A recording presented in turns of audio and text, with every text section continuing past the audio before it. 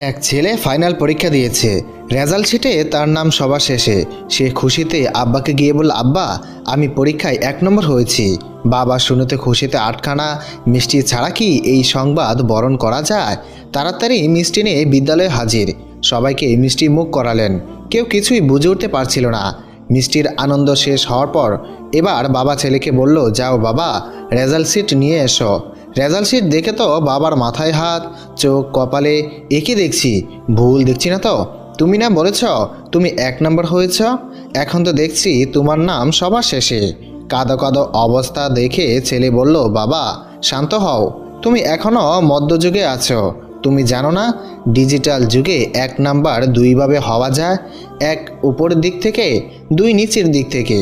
আর আমি নিচের দিক থেকে 1 নাম্বার হয়েছি।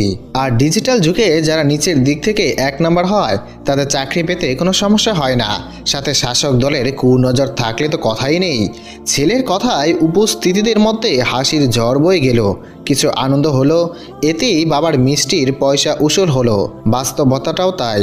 বর্তমানে চাকরিতে মেধা ভিত্তিক কোনো নিয়োগ নেই, নিয়োগ চলে দল ভিত্তিক। স্বজন প্রীতির খুঁটির জুড়ে মেধাহীন অযোগ্য লোকেরা গুরুত্বপূর্ণ পদে বসে সম্পন্ন অবকাঠামোকে ভেঙে দিচ্ছে। সমাজটা হয়ে গেছে এখন এরকমই। মসজিদ মাদ্রাসার কমিটিতে রয়েছে অযোগ্য দলের অবকাঠামো। প্রিয় দর্শক, আসুন অযোগ্য লোকদেরকে আমরা সেই সমস্ত চেয়ার থেকে দূরে ছেড়ে দিয়ে যোগ্য লোকদেরকে সেই সমস্ত পদে অভিষিক্ত করি।